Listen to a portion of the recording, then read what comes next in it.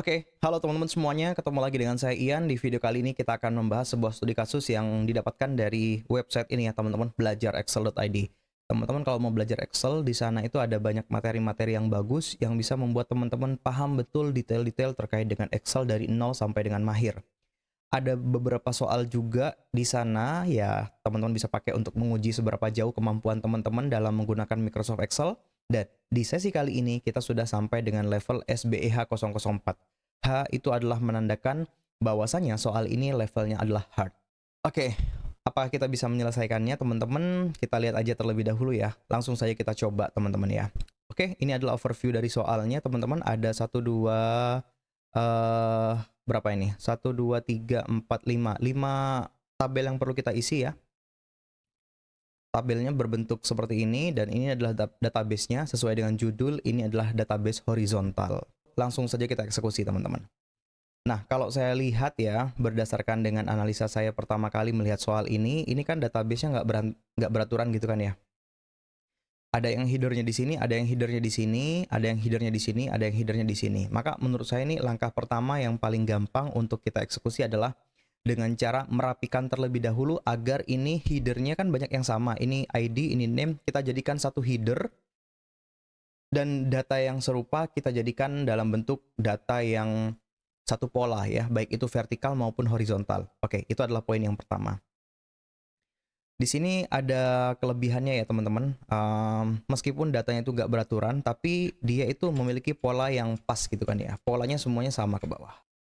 Oke ya, kita langsung aja mulai dari yang pertama teman-teman, isi nama berdasarkan ID pada sheet database. Oke, yang akan diambil adalah nama ini teman-teman, lalu karena di sini ada referensinya adalah ID, maka kita juga akan pakai ID juga di sini.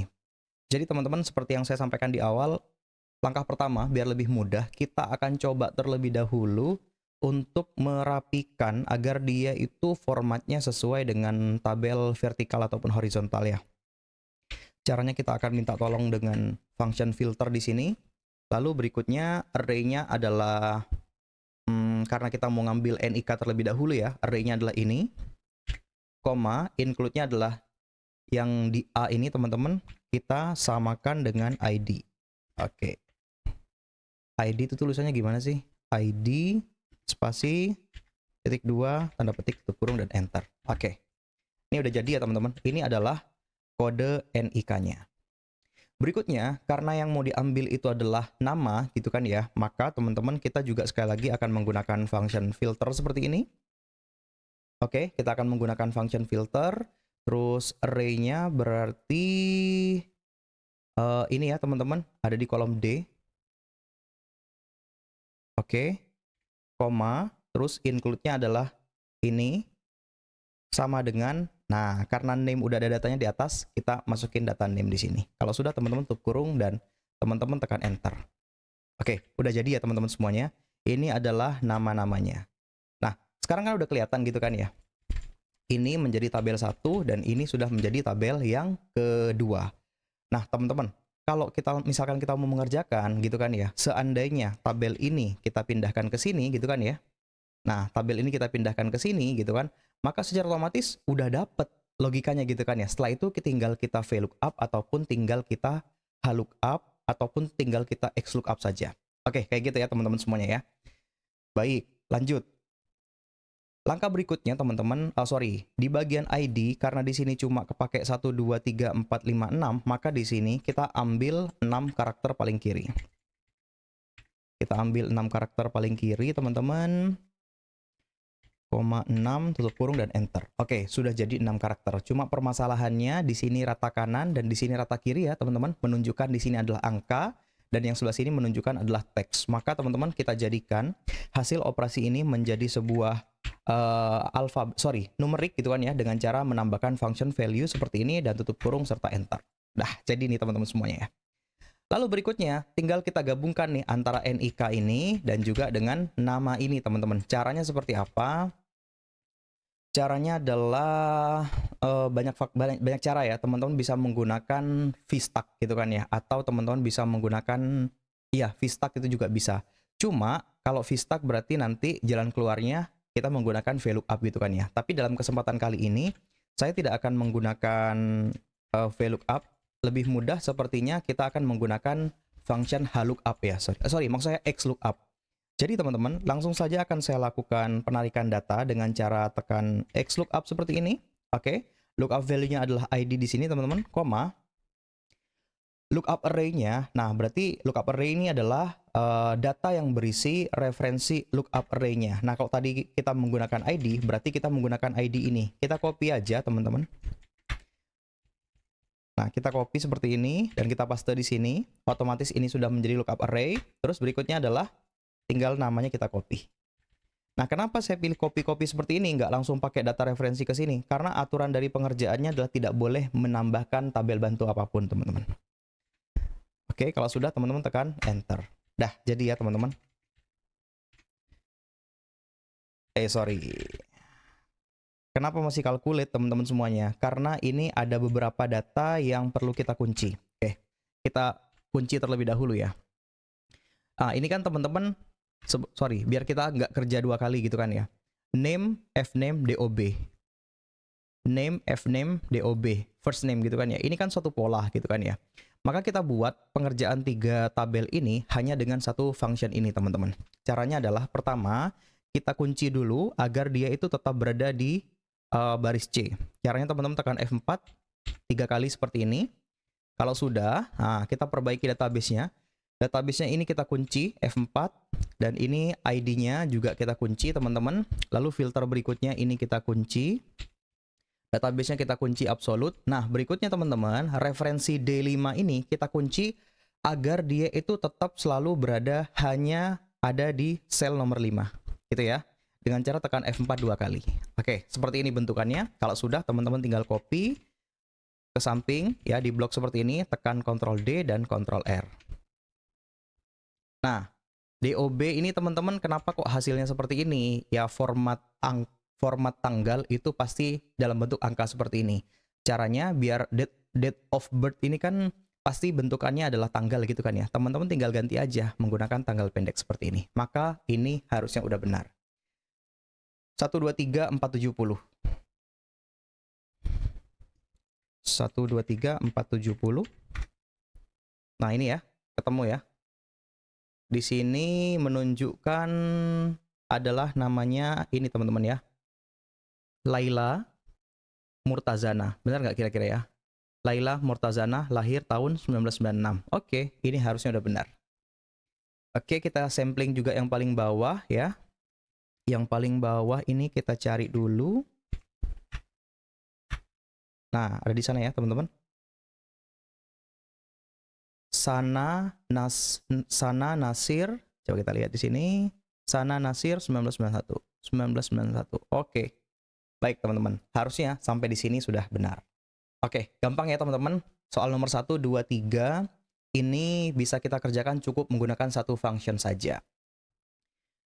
Nah, sebenarnya ya kalau misalkan teman-teman dalam lingkungan pekerjaan gitu kan ya, dan database-nya itu teman-teman yang bikin, saran saya sih hindari menggunakan database yang bentukannya seperti ini, karena ini akan lebih susah untuk teman-teman dalam mengolah gitu kan ya. Ya kayak tadi, teman-teman harus membuat tabel bantu terlebih dahulu. Tapi kalau misalkan memang sudah ada, maka kurang lebih caranya adalah seperti itu, teman-teman. Sebenarnya ada banyak cara ya untuk menggabungkan. Teman-teman bisa menggunakan function filter, menggunakan function kayak saya tadi gitu kan ya. Yaitu adalah, bisa menggunakan function offset juga gitu kan ya. Jadi kalau cara gampangnya adalah logika saya mainnya itu teman-teman kita coba terlebih dahulu agar dia itu dirapikan sesuai dengan tabel kayak umumnya gitu kan ya. Umumnya tabel itu kan horizontal ataupun vertikal dengan satu header. Sedangkan tadi masing-masing data memiliki header. Oke, itu ya teman-teman. Sekarang kita masuk ke soal yang nomor 4, langsung saja ke join date. Join date berdasarkan ID ya adalah 5 digit angka terakhir. Nah, tadi kita udah dapat ya, ini adalah ID-nya teman-teman semuanya. Sekarang ya, kalau tadi itu menggunakan function left, sekarang kita pakai function right. Oke? Pakai function seperti ini, dan yang diambil adalah 5 angka terakhir. Oke ya, ini udah jadi teman-teman. Ini adalah tanggal lahirnya, kita ganti menjadi angka seperti ini bisa ya teman-teman. Oke. Ini adalah join date-nya teman-teman. Kalau sudah, tinggal kita lakukan VLOOKUP saja. Nah, untuk melakukan VLOOKUP, sorry. Gini ya, saya coba perbaikin terlebih dahulu ya. Ini biar nggak repot teman-teman. Ini biar nggak repot ya, sorry. Oke teman-teman, ini biar ada gambaran. Saya pindahkan ke sini. Dan ini saya jadikan tanggal ya. Biar teman-teman ada gambaran. Oke. Terus yang di sini saya tetap akan kembalikan dengan function left. Oke. Tujuannya apa? Biar kita nanti untuk dijadikan tabel referensinya pada saat kita mau melakukan VLOOKUP. Nah, karena di sini formatnya adalah angka, jadi saya kembalikan kepada angka. Sehingga ini 12470 cocokkan dengan ini ya, 12470, maka data inilah yang akan kita, oh sorry nggak kelihatan ya. Saya ulangin teman-teman. Di sini kan 12470 dan ketemu di sini 123.470. Oke. Kalau sudah teman-teman, nah data inilah yang akan kita ambil untuk menjadi data join date di sini. Oke ya, sesimpel itu. Oke, seperti tadi ya, kita akan menggunakan function XLOOKUP aja. Lookup value-nya adalah di sini teman-teman, koma. Nah, lalu berikutnya kita masukkan untuk lookup array-nya. Kita ambil dari function yang sudah kita buat. Kita paste di sini, koma. Nah, sekarang kita masuk ke untuk data yang ingin diambil, yaitu adalah di sini. Oke, paste di sini, tutup kurung dan enter. Oke, udah jadi ya teman-teman. Yes. Oke. Sebentar, saya coba koreksi terlebih dahulu ya, barangkali ada yang salah. Ini harusnya sampai di sini udah tepat ya teman-teman. Coba sebelum kita lanjutkan, kita cek jawaban ya. Kode soal kita masukkan di sini. Terus berikutnya adalah kode soal, jawaban kita pindahkan ke sini. Oke ya teman-teman, nomor 1, 2, 3, 4 sudah benar. Tapi rumusnya tidak disarankan. Saya juga masih penasaran sebenarnya. Ini bagusnya pakai function apa ya teman-teman? Tapi nanti aja ya teman-teman sekalian ya. Sementara pakai ini dulu aja. Sambil saya mikir kalau misalkan nanti ada ketemu cara yang lain, saya akan coba upload ulang ya teman-teman. Karena menurut saya paling simpel adalah dengan cara yang seperti ini gitu kan. Kalau misalkan di website ini itu tidak disarankan, berarti teman-teman harusnya ada cara yang lebih simpel lagi. Prinsipnya kan seperti itu ya. Sip, sekarang kita lanjut ke yang terakhir. Yang terakhir adalah nomor 5, isi length of service ya, dalam bentuk minggu dengan lama bekerja. Lama bekerja dari join sampai dengan 1 April 2025 dalam format minggu tanpa pecahan sama sekali. Oke, sip, langsung saja kita kerjakan ya. Pertama, kita harus tentukan terlebih dahulu ya teman-teman semuanya, usia dia itu berapa sih gitu kan ya. Atau lama bekerjanya gitu kan ya. Dengan cara kita menggunakan function dateDiff seperti ini. Terus join date-nya adalah di sini, koma, lalu sampai kapan itu ditentukan adalah tanggal, buka kurung ya. Ditentukannya adalah tahun 2025, koma, bulan 4 tanggal 1, tutup kurung. Oke. Dan format yang kita minta adalah format dalam bentuk tanggal hari ya, teman-teman. Berarti kita akan tuliskan D seperti ini. Kalau sudah, teman-teman tutup kurung dan teman-teman tekan enter. Oke. Jadi ya teman-teman, ini adalah usia kerja dia dalam bentuk hari. Karena akan kita jadikan minggu, teman-teman. Sementara function dateDiff itu tidak ada format minggu deh kayaknya. Kayaknya nggak ada ya. Cuma adanya itu format tahun, bulan, dan hari gitu kan ya. Nah, salah satunya adalah tanggal ini, teman-teman. Maka karena dalam 1 minggu itu udah pasti ada 7 gitu kan ya. Kita akan bagi 7. Oke, ini kita ganti terlebih dahulu menjadi umum ya. Cuma permasalahannya adalah karena aturannya itu di sini adalah dalam format minggu bulat tanpa pecahan gitu kan ya. Maka teman-teman kita bulatkan terlebih dahulu dengan function int ya. Kalau sudah teman-teman tutup kurung dan enter. Oke. Kalau sudah teman-teman tinggal paste aja ke bawah. Seperti biasa kita cek terlebih dahulu apakah jawaban kita benar teman-teman. Oke, udah benar ya teman-teman. Jadi kesimpulannya adalah 5 soal bisa kita kerjakan teman-teman. Cuma sayangnya adalah benar namun rumus tidak disarankan. Kebetulan saya masih belum riset ya. Sorry banget nih saya belum riset lebih jauh. Kira-kira function apa yang paling cocok untuk membuat agar soal ini bisa benar semua. Nanti coba saya riset lagi ya teman-teman. Kira-kira harusnya ada cara yang lebih mudah lagi sih teman-teman ya.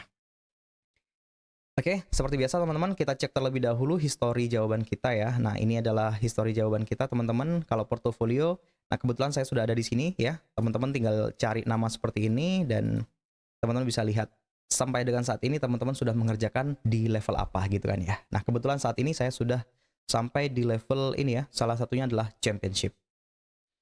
Tapi teman-teman, kayaknya upload kita terakhir itu hanya sampai di level hard saja. Kenapa saya bilang seperti itu? Niche dari konten saya itu adalah untuk orang-orang yang bekerja gitu kan ya. Karena untuk di level ekstrim nih saya rasa orang yang bekerja sekalipun bisa dibilang nggak terlalu perlu gitu kan ya. Tapi kita lihat nanti aja apakah kita perlu buatkan videonya atau tidak gitu kan. So, mungkin itu saja yang bisa saya sampaikan di sesi kali ini. Makasih banyak buat teman-teman yang sudah setia nonton menunggu gitu kan ya. Semoga video kali ini bermanfaat buat teman-teman semuanya. Akhir kata, terima kasih banyak. Salam bisa Excel.